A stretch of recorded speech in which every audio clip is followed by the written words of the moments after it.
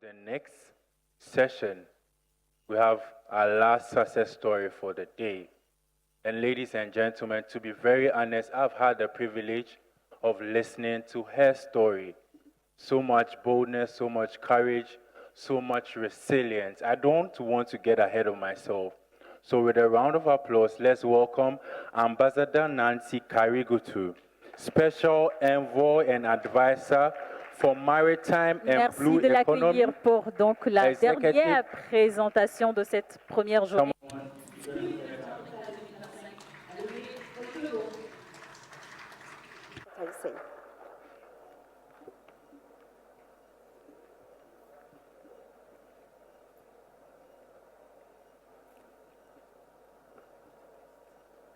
Thank you. Good afternoon, Lome. Good afternoon, Lome. Let me say I am honored to be standing before the innovators and entrepreneurs shaping the future of this continent. You are the engines of Africa's blue economy.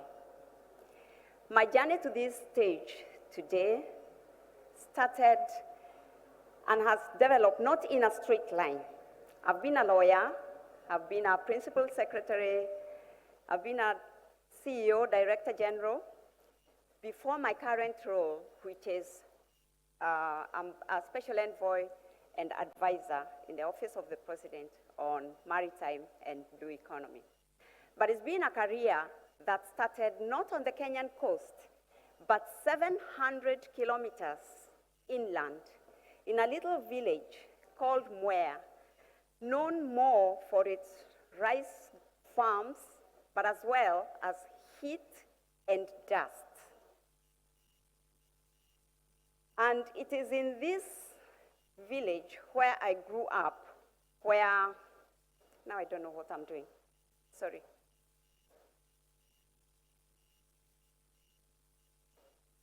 That's Mwea, when I was a little girl, and I won't pay you anything for guessing where she is.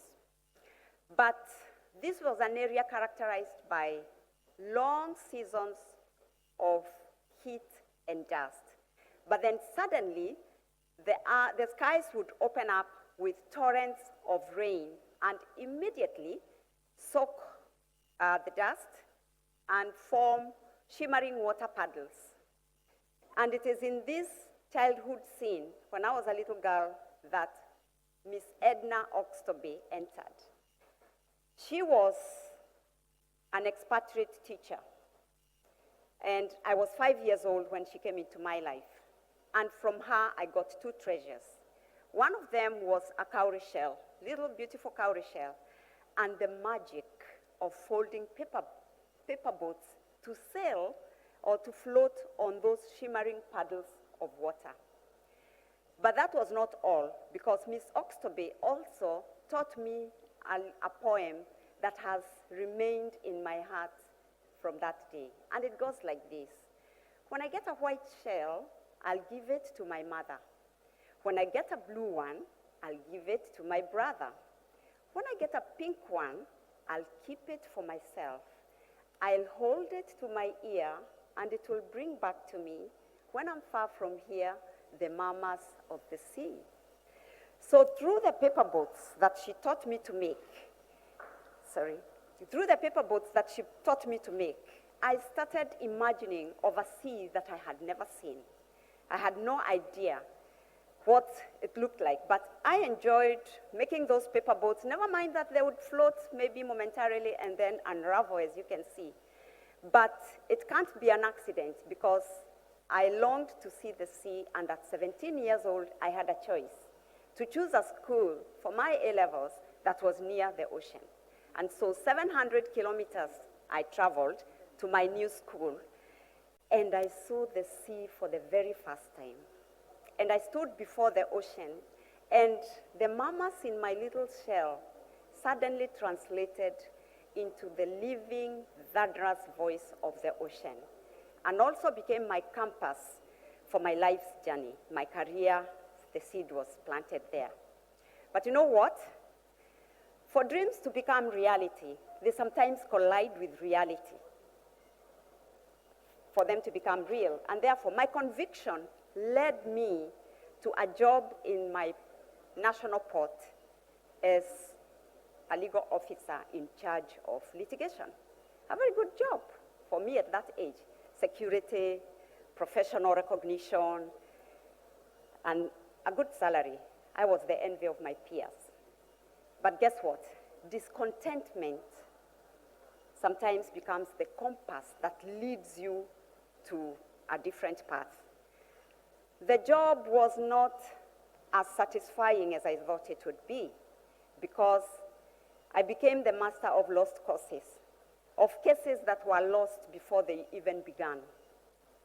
And I knew that I started feeling, now this is not it. But in the chaos, a ladder appeared, a scholarship, to go and study international maritime law in Malta. It was an IMO scholarship, and I grabbed at it, and I went to study at great sacrifice, because I had a young family with small babies, 3 small babies. And it meant leaving the comfort of home, leaving time, not, sacrificing time to spend with them. But the pivot was worth it, because I came back armed with deep technical knowledge and a new perspective of maritime standards and a global perspective of how the maritime industry works. So secure as it was, my job at the port could no longer contain that vision. And therefore, guess what? I resigned and decided I would open a legal practice that would give me the leeway to practice what I had learned, leaving the comfort of a secure job, security of tenure, a good salary, but I'm like, So me and one staff member started the office. Guess what? I succeeded. I became an expert, hired to help other governments fix their maritime issues across Africa. But as I did that, there was chaos back home. And out of this chaos now, the dilemma appeared. I'm fixing other people's problems when my country itself is unraveling. My legal practice, thriving as it is, built on foundation of African struggle, but then the foundation back home is wobbling. And therefore, my success became the blinding light into the problems back home.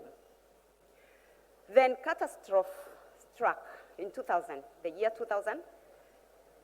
Kenyan seafarers lost their jobs en masse, skilled, experienced, but they had to come back home. Why?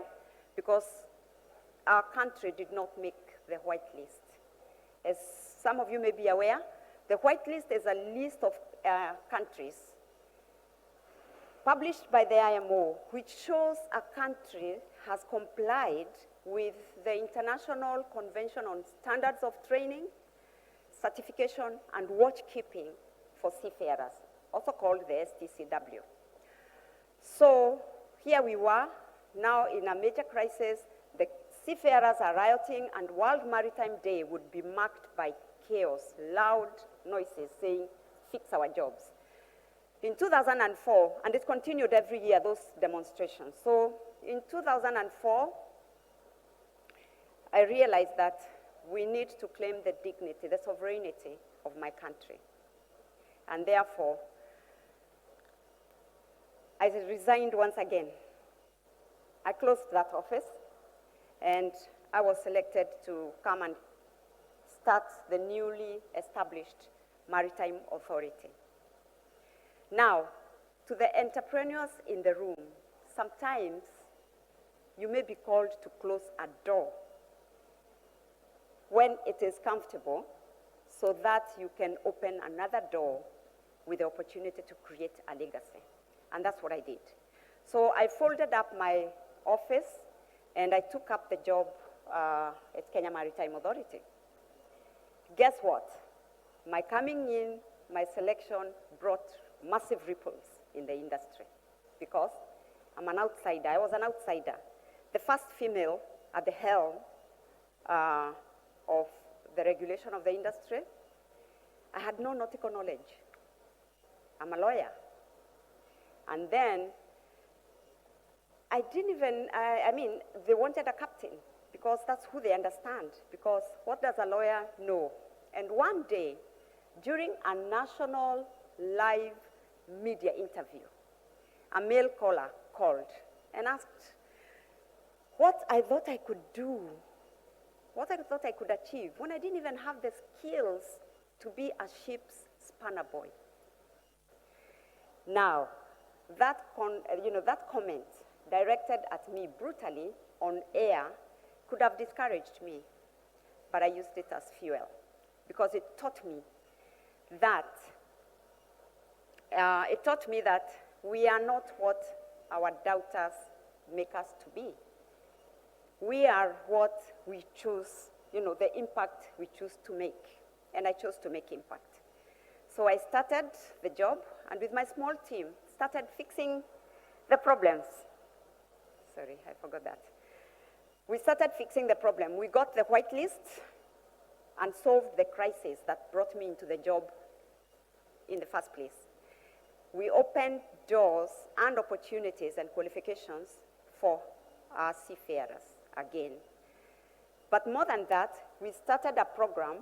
We fixed maritime education and training so that we can create a sustainable pool of skilled people coming into the sector, starting even university degree programs for the sector. Then, after that, because of what I had suffered, the discrimination I had suffered, and the doubt and the barbs thrown at me that I did not qualify, it became my mission to empower others. If I couldn't be a captain, then I'll create others. We started a program. I helped to start a program for mentoring and creating role models for women, speaking to the statistics of the low numbers of women in the maritime sector, which we are told is only 2% in the maritime workforce. So I started the Association for Women in Eastern and Southern Africa, covering 24 countries. I also deepened my knowledge in the sector, and with my team, in 2022, I thought the time had come. By that time, I'd served in International Maritime Organization as chair of the Technical Cooperation Committee, other organizations, and I decided, let me take my battle for diversity, equity, and inclusion to the global stage. And guess what I did? I became the first woman to declare intention to vie for the post of Secretary General of the IMO. Because for 10 consecutive leaders, now we've never had a woman, and we want to show, we've never had a woman at the helm, and we want to show that. So I ran my campaign, and let me say that we didn't win, because after I declared, we had 2 other women who also vied, and the elections were held in 2023. But we did not win the seat. But guess what? That's just a dream deferred. One day, it will be. Because even if we did not manage to crack the ceiling of IMO, today there's a bullet hole with my name on it. And it's only a matter of time before the ceiling cracks. So African entrepreneurs and innovators, I want to pass this message to you. Just like I was a girl, 17 years old, who had never seen the sea, who held a seashell as a baby and had no idea of the promises that lie in the sea, so too Africa doesn't appreciate yet the potential that lies in her ocean. 38,000 kilometers of coastline, and yet with a lot of our natural resources found near or along the coastline, we do not have, the images that are most popular about the oceans and our relationship to it are the hundreds that drown in overcrowded boats trying to reach Europe. We must change that, because just like I held that shell, Africa can now afford or must know what it means with the bounties of the sea. For so long, we've given the sea our backs, gazed too long inland without knowing that this is the foundation of our bright new future. And therefore, I want us to imagine more imagination, what lies in this space, because Africa has a lot of potential, and Africa only needs to imagine, the imagination, the courage, and enterprise to turn all this into opportunities. So allow me, allow me to share 3 anchors according to my perspective and my journey that will help us on that path. One of them is be more than prepared as entrepreneurs. When I was called a flower girl in the sector, it galvanized me to increase my knowledge. So I want to share with you that your business idea, like the ones we've had here today, is worth your investors' money, but on one condition, that you are always prepared. Be more than prepared to meet the expectations. Know your product, know your market, but most important, be ready to embrace the hard roads, because they can be hard in this sector. But like we know, you can't make omelets until you've broken the egg. And therefore, embrace also the hard road, like he did. Last summit, he said he also made a pitch. He didn't make it, but look at him now. So the true failure would have been if he was too scared to make it, but he did and prepared himself. Now, the next anchor I want to share is lead with shared strength. You're the dream carrier, you're the vision carrier of your enterprise. You need a team, you cannot do it alone, but harness all the ingredients, all the strength, all the knowledge from your team. I didn't have the technical knowledge, like they said. I wasn't a captain. I didn't have I'd never served at sea, but I had people. Being a lawyer, I galvanized and harnessed the energies from my people. So I want to urge you, this is not a one woman's journey. We need all of us together. Share power with your team, not control, because then you will galvanize them to support you and you'll become a bigger team. And the last one, the last anchor is live your motto, day by day. And mine is simple, a day at a time. Because with the daily grind, if you concentrate on problems, you won't make headway, and you will be so discouraged, because the industry is what it is. It's not an easy one, particularly because it's not national, it's not regional. We're talking of the global sector. So for me, I don't concentrate on the challenges of today, because, like I say, there will be more time in the future to deal with those problems. And a day will come when I'll be, every day opens new opportunities for courage, for being able to fix the problems of yesterday, but don't look too long on that problem. Concentrate on fixing what you can fix today and wait for the others. So I want to challenge us, listen to the sea and sail boldly. And I want to go back to my cowrie shell. It became the compass that has led my life's journey. And today, from that age, I work for the sea with all my heart and soul. That's what I've done from the time I knew it. And I want to challenge us. Africa today needs more campuses, but not campuses to put in the pockets.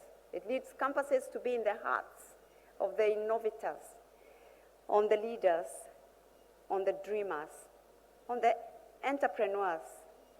So working together, let us work together to make sure that we create opportunities for our people, particularly the women and the youth, so that they don't have to risk their lives going to look for opportunities elsewhere when we can do that for them right here at home. So my parting shot will be, let us work together to make Africa not just the continent of the land and the sky, but as an ocean, a continent of ocean as well. Thank you very much, and I'm glad to be here. Thank you.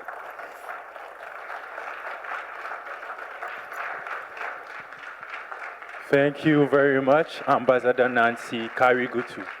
Indeed, that was a beautiful story. So many lessons. So come on, let's give it up for her. Come on, let's give it up for her. That was a very, very good story. And I'm sure everybody here has a moral lesson out of that story, at least two, because she gave us a lot to cover. Thank you once again, Ambassador Nancy Karigutu. Charlotte? Longue journée d'activité et nous voici. Now, it's been a long day. We've come to the end of day one for the third edition of Blue Invest Africa, holding in Domain. Thanks, congratulations to entrepreneurs who pitched their project in front of us. Tomorrow we're still awaiting 3 sessions tomorrow. Once again, thanks to the jury for their support. There will be quite an interesting panel discussion by experts.